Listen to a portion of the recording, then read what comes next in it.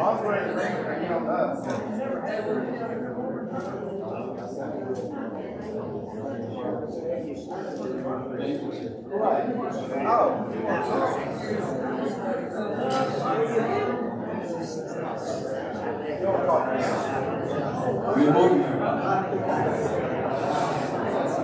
Good morning, everyone. Good morning. I asked James if he made me sound like Barry White. Way to go, brother. This is better. So anyway, welcome to our class. Welcome to the book of Joshua. Welcome to Tuscany. We're glad that you're here. And we're going to be studying here in just a moment in the book of Joshua and talk about some things that are kind of difficult to talk about. So we'll get into that here in a moment. In the meantime, I know that the crowd like this has lots of triumphs and joys, and there's some tragedies and sorrows. And so we want to pray about that and ask God's blessings on us as we go forward today. Let's pray. Father, we're so glad that you blessed us. Our hearts overflow with thanksgiving. It wasn't enough that you gave us your creation. It wasn't enough that you've given our families. It's not enough that we were born in America. It's not enough that we were prayed, that we were prospered as we have been. But you also gave us your Son and the Spirit that abided within us. And we are grateful. We ask you to bless us now. Bless each person in here with their own share of joys and triumphs, with their own share of cares and sorrows. We know brothers and sisters around us are having some difficulties. We ask that you bless them and help us to serve them and others as we have opportunity and wisdom to see.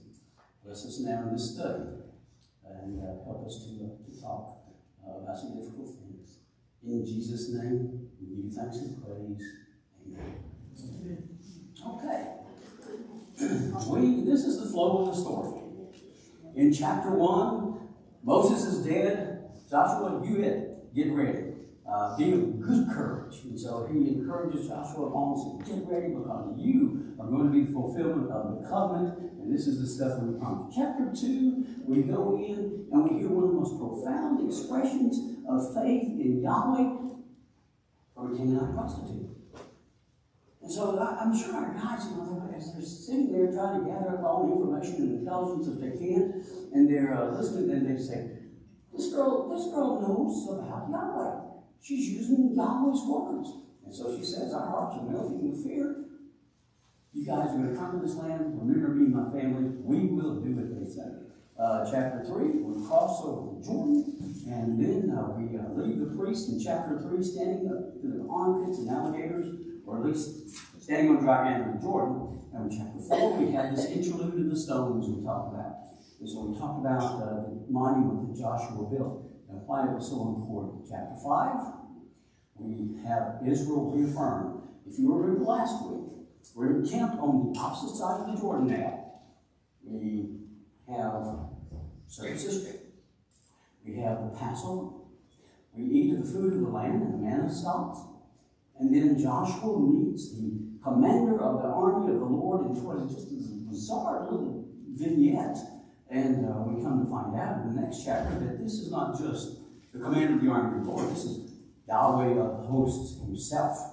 And as Mark mentioned, Yahweh is presented as a warrior. We'll talk a little bit about that. But Yahweh says, it's kind of intriguing to me. He's standing there with his sword drawn, and Joshua says, are you for us or are you for our enemies? And the commander of the Lord of hosts says, either one. Got my own agenda, and you're going to fit into my agenda. Chapter 6, we're about to go finally and take Jericho. But before we do, I think it behooves us a little bit to talk about something else. And that is Canaanite warfare, destruction, and the goodness of God. Now, most of you have studied and read in the book of Joshua. You know what's about to happen to Jericho.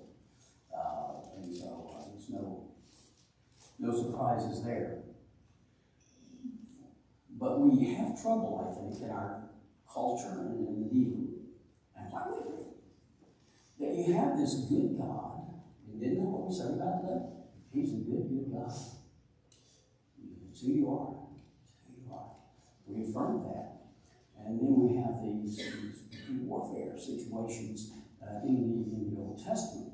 Not just the Canaanite warfare, but the warfare against the Egyptians, the warfare later on against Solomon, or earlier when Solomon and all, and so forth. And we'll talk about that. But and how do you square that with the goodness of God? So here we go. What you might like to have is, once this lesson's over, a really nice, neat little package all wrapped up in pretty bows. That's not how I wrap presents. How I wrap presents is on the right-hand side.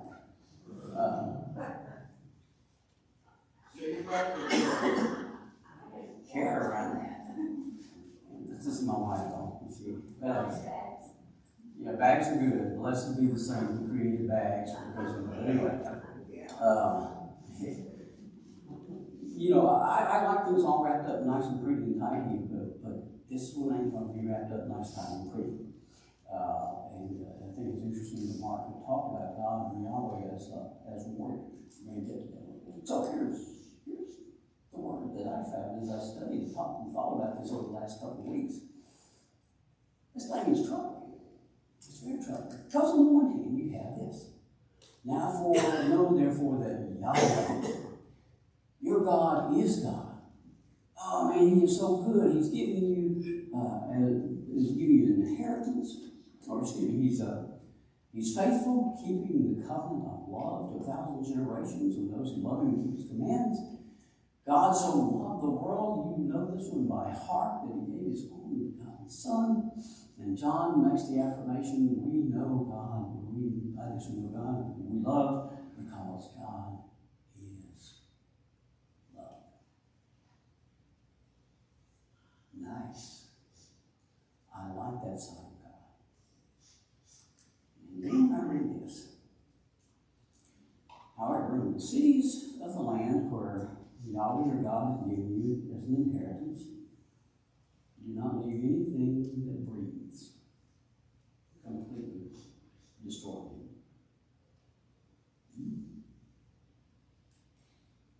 They devoted Jericho to the Lord and destroyed with the sword every living thing in it, men and women, young and old, cattle, sheep, and dogs. So that. And somewhere in between, there's got to be a meeting of our understanding of God's nature and just how to put all that together. The word, you may have this in your Bible as, well, it's just the original word is Hearn. And it means destruction. It means devoted to the Lord. Under the ban you may have, devoted to destruction, devoted to Yahweh. And basically, whenever you read about this, it is a total destruction of that thing, or that individual, or that city in this case. And it means it belongs to Yahweh. It's His. And so we look at this concept of Hearn, and we're going to talk about this on as we move forward. And I'm going to present to you 4 options today. And this book by Charlie Trim was very helpful to me. It's out of his book that these 4 options came, because I thought he really clarified it. If you read the book, it's on Amazon, The Destruction of Canaanites, God, Genocide, and Biblical Interpretation. It's worth the read. You will get a brain fry. But it is out of his that he solidifies and I think distills these options. And so, particularly thanks to him, I did read War in Canaan by Peter Craigie. It's not as helpful, but I can give you the titles of both of those. So what are our options here? We have this absolute, seemingly unyielding dichotomy. Either God is good, He loves and endures forever, and now destroy the Canaanites. How do we square that? Here are your options, I think. God, if He exists, is bad.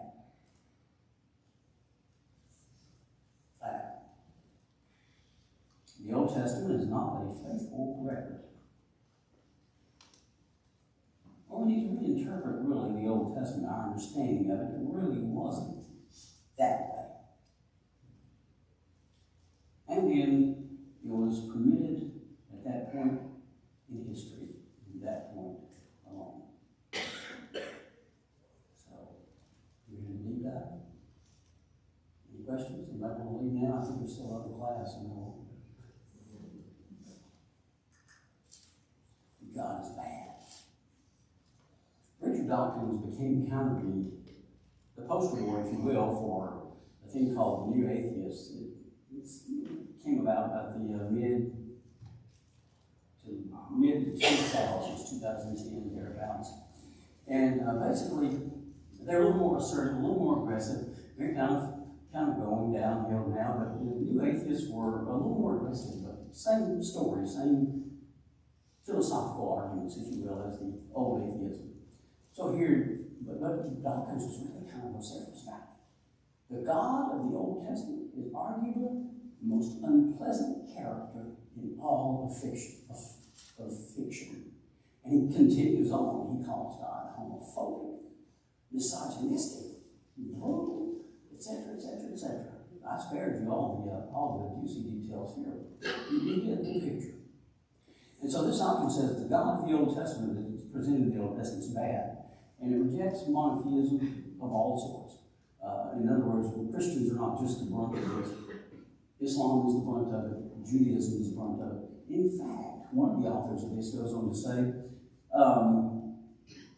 to eliminate the violence, among other things, we should eliminate religion from human life altogether. So God, no religion, and we're all going to be happy and peaceful. I would assume that probably nobody in here is in this camp because you're here. But just to know that that's one of the options out there, and the option that some people have chosen, that God is just bad. God that is presented in the Old Testament is yuck. All right. You like that one, do you? Option 2. The Old Testament is not a faithful record. The Old Testament records violence and destruction on a level that most of us are not used to.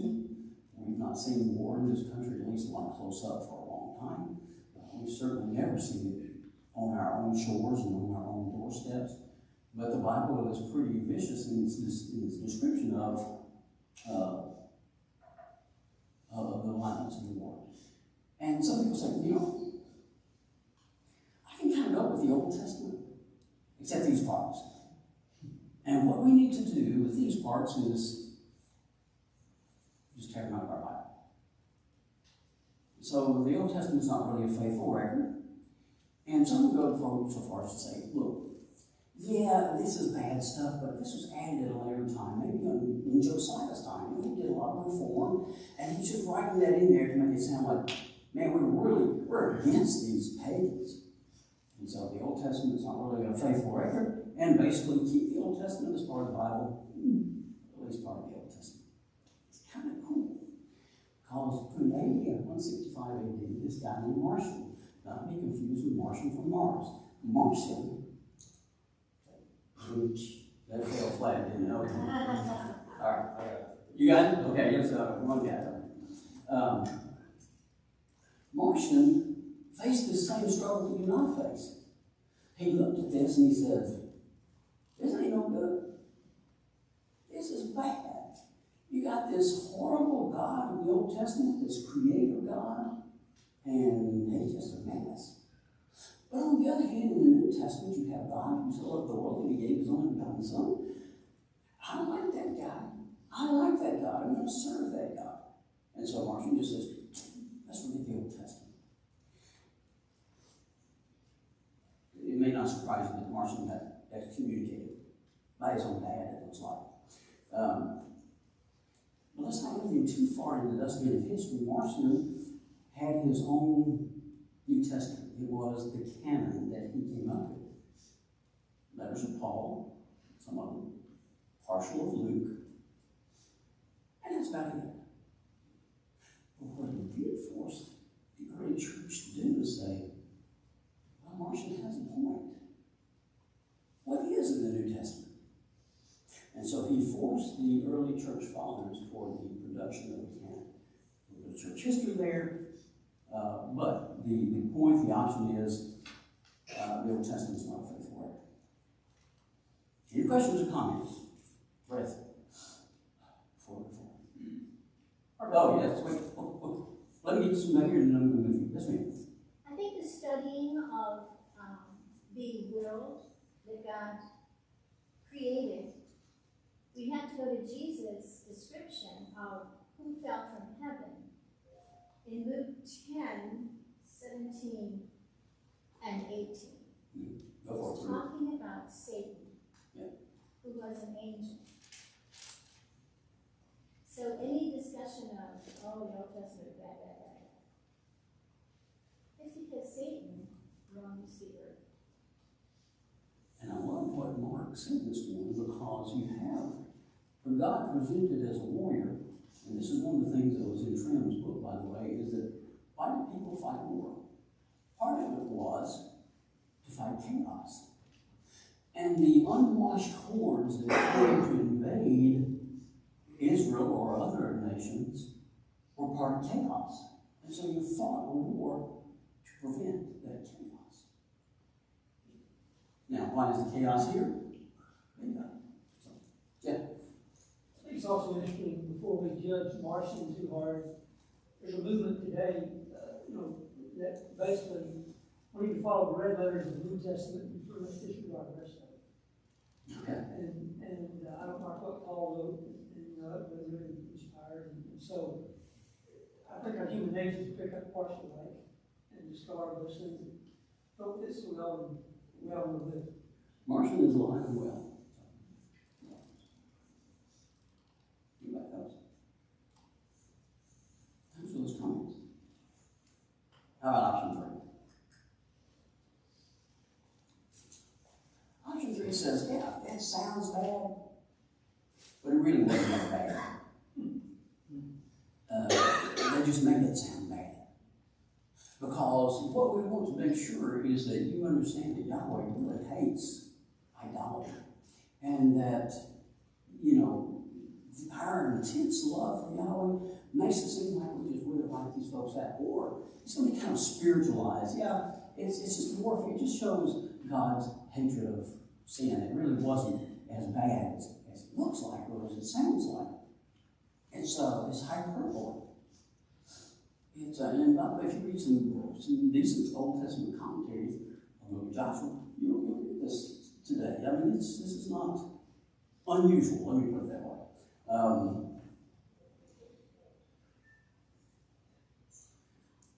Anyway, others say it's a military battle moment. And there's still others say, it really wasn't wiping them out. It was like pushing them out. It's intriguing because if you read further in the book of Joshua, even after this don't marry them, don't hang out with them, lock them out, you read, unfortunately, they weren't able to see all the Canaanites out. Unfortunately, they weren't able to push them. So there's this thing. This was good, but we didn't do so. So anyway. I have a question. So in Deuteronomy it talks about utterly destroying them, right? Yes, we'll get to It's a that. command. Yes. Right? It's a command to utterly destroy them, but then subsequently it says, like you just said, not to marry them, not to plant trees with them. And it's not, well, why would you have to say those things if the command to utterly destroy them was not hyperbole? Right. And by the way, you really need to read those war codes. We'll look at it in just a second, Deuteronomy 20 and Deuteronomy 7. Because God is pretty explicit, and he says, in the land where you are going, the people of the land, you wipe them out. However, the people that are a little bit further out, you offer them a peace treaty. You take care of them. You let them be your slaves if they want to be. And so, the short answer is, I don't know.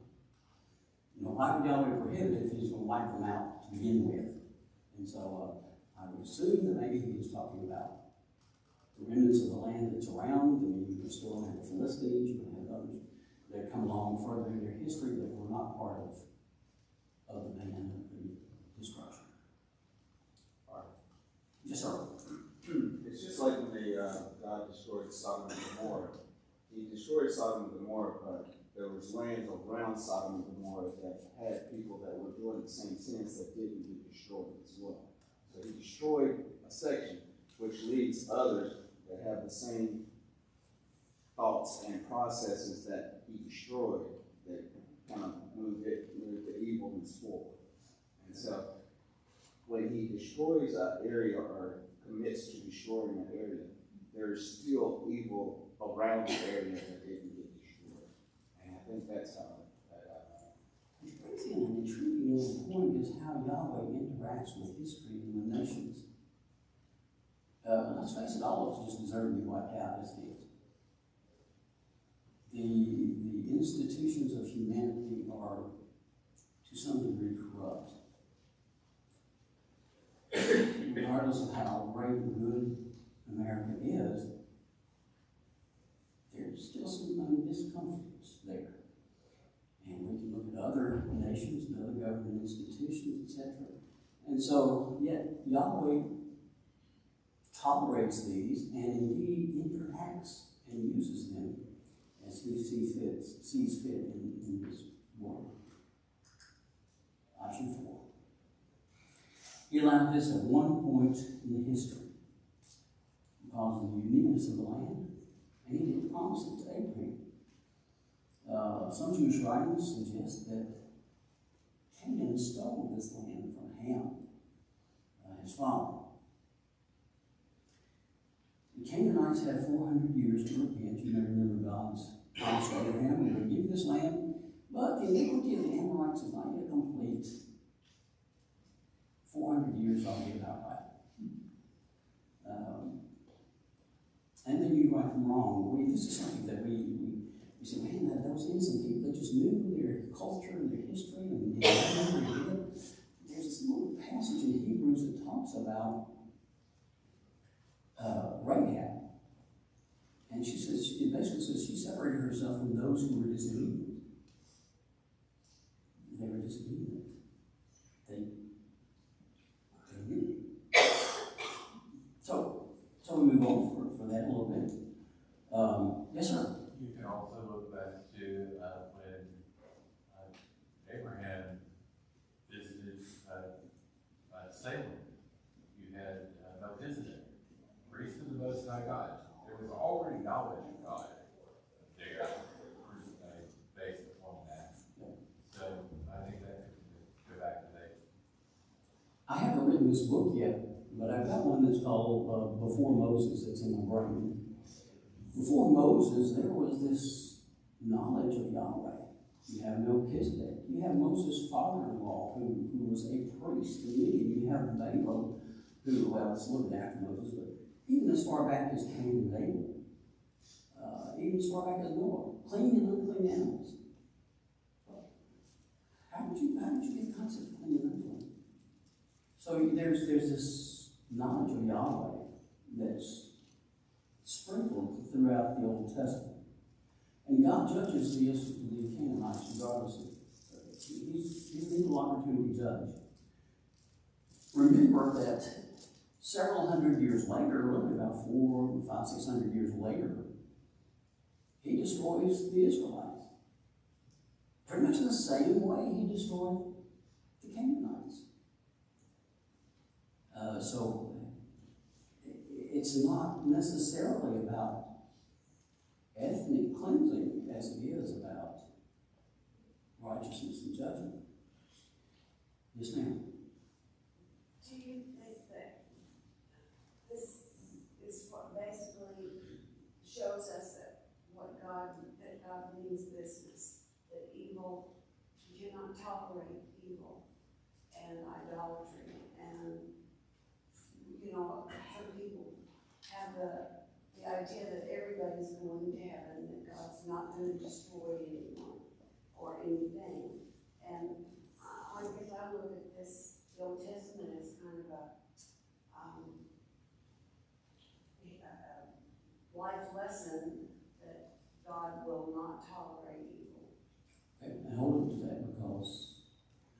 has certainly some validity. Yes, sir. I would just want to add along the lines you're saying. Sometimes to understand the spiritual world that we live in today and understand the spiritual battle that Christ is still in, there's a practical side, the physical world. You can study the parallels between Moses and Christ. Some of the same language is used throughout the Old Testament and New Testament. And Moses was a physical representation of the spiritual Christ. And I think in the Old Testament, when it unfolded, you begin to see how God in the spiritual world really hates sin. And he desires the conquering of sin. The battlefield of the mind, that's Canaan. Are we going to be able to withstand all the strongholds, push out the impurities, wipe it out, get rid of it? Yes, sir. They didn't have a Bible. We do. So if he just didn't have a book on us. Don't even go there, Brother Adam. Yeah. It's a sobering thought. To say this in God's favor, and by the way, parenthetically, God don't need my help. He got this. But on the other hand, I do feel the need sometimes to make that apologia, as Peter talked about, be ready to give an affirmation or defense of your faith to those who are really struggling with this. After this, it appears that there was more defensive wars than offensive wars. The Israelites never seemed to be really imperialistic, as we judge that term, but they really had a lot of enemies to defend against. And by the way, here again was the war codes, Deuteronomy 7 and Deuteronomy 20. So here's your 4 options. Which one do you like? The problem with 1, 2, and 3 is for if you're a Bible believer with a relatively high level of belief in the inspiration or in Scripture, you just really have trouble with 1, 2, and 3. I tend to operate off of the blind assumption that Yahweh is powerful enough to give us a book that He wants us to have. Now it's my job to understand that. And so I'm wondering, too, if we have to relook or revisit the absolutes of Yahweh. He is absolutely holy. He is absolutely love. He is absolutely righteous. You really get into a conflict with that when you absolutely love your creation, but you absolutely can't stand what they're doing. And I have friends who have children who are on drugs. And it's like, what am I going to do? And some of these parents have said, I can't go there with you. And so when we take even comparing our human struggles with that into God's absoluteness, it's like, man, this is kind of a mess. And we begin to see closer what Paul says, that God presented Jesus as not a sacrifice of atonement through His blood to be received by faith. He did this to demonstrate His righteousness, God's righteousness, because in His forbearance He left the sins committed beforehand unpunished.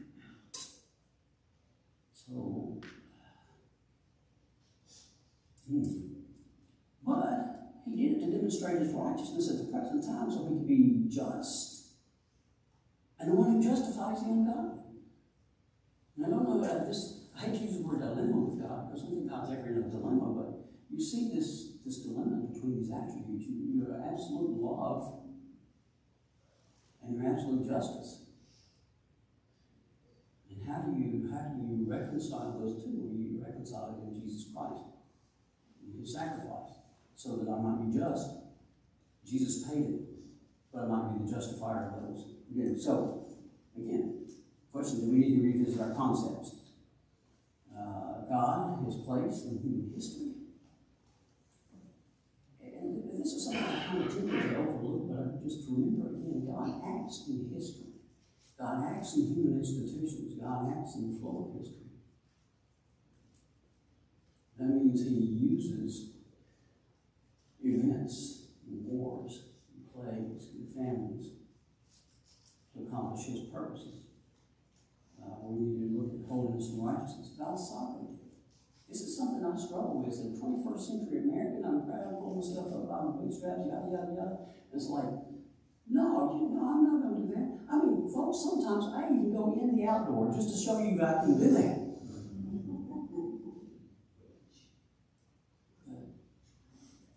Yahweh is sovereign. He chooses. And so this is something that we struggle with. And again, this Mark, I nailed it. I wish you could have been a little more negative in your sermon today. That would really help my lesson. We talked about God's sovereignty and God's understanding of God. I don't understand everything about God. And then it's like, yeah, otherwise I wouldn't be God. Isn't that really where this whole mess kind of started in the first place? God knows that if you eat that fruit, you're going to become like him. No good to me. So yeah, I don't understand God totally. I don't fully understand his love. I don't understand violence in the nations and human history. Why the Canaanites? Why them? There's justice and judgment. And God's purposes. The Canaanites had had 400 years of unparalleled freedom to do and to turn. And now is the time to be judged. God's purposes in giving his life to Abraham and the land to Abraham. And then this. Who gives life? Who has the prerogative of taking it?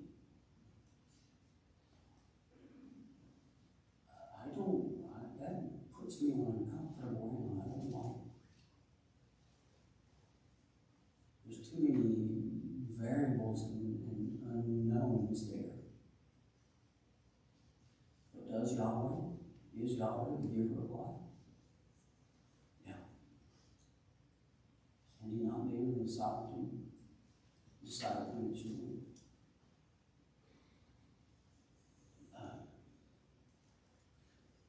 John Calvin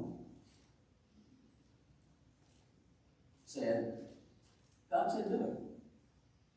That makes him right. Oh, yeah, how do you argue with that? When Yahweh says it, that makes it by default righteous. And yet it doesn't leave you with your warm fuzzies, you know? It doesn't explain the nuances of judgment and righteousness and love and grace that we see. And I love this one, McConnell and Williams. This is another really good book. I would recommend it. Again, be prepared for brain fry, but they say this. If Adam and Eve transgressed under the most favorable conditions imaginable, and did they? No. And the Solomon covenant at Sinai was quickly followed by the worship of the golden calf. And we were sitting there, the mountain smoking, we had lightning and thunder and the presence of Yahweh, and we said, Aaron, we need a God. Okay? It was quickly followed by the worship of the golden calf. Was it to be expected that the level of Israelite godliness would suffice to absorb and overcome the remnants of idolatry and subdued and captive populace? And the short answer is no.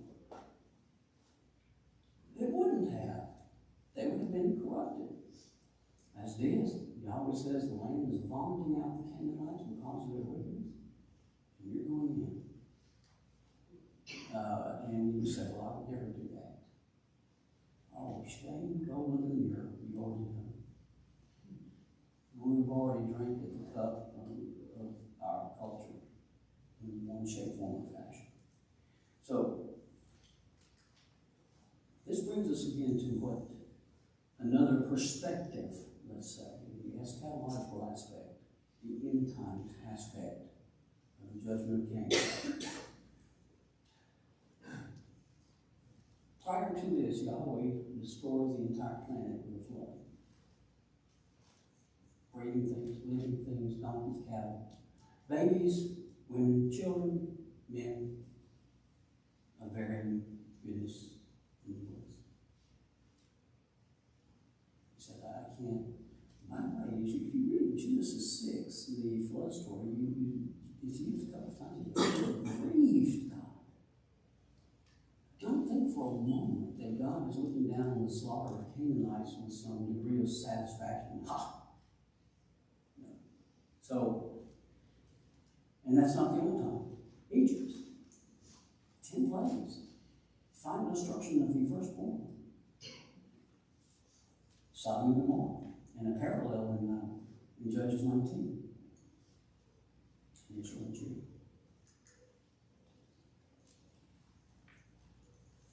Eschatological judgment, the end times judgment working into history. God is saying, this is how I deal with it. If God didn't spare angels when they sinned, if they didn't spare, if He didn't know the world, if He condemned the Sodoms and some of the cities of Sodom and Gomorrah, the Lord knows how to rescue godly people and hold the unrighteous in judgment. Don't forget this one thing. With the Lord, a day is 1,000 years, and 1,000 years like a day. He's not slow in keeping His promise. Instead, He's patient with you, not wanting anyone to perish, but everyone come to repentance. But the day the Lord will come as a thief in the night. Or a thief. The heavens will disappear with a roar. The elements will be destroyed with fire. The earth and everything you've done in it will be laid bare. So you see, in the picture of the Canaanites, and in the flood, and etc., etc., etc., we have a picture of Yahweh's final judgment on humanity.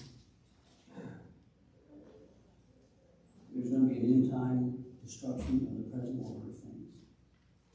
The entire cosmos will be wiped out.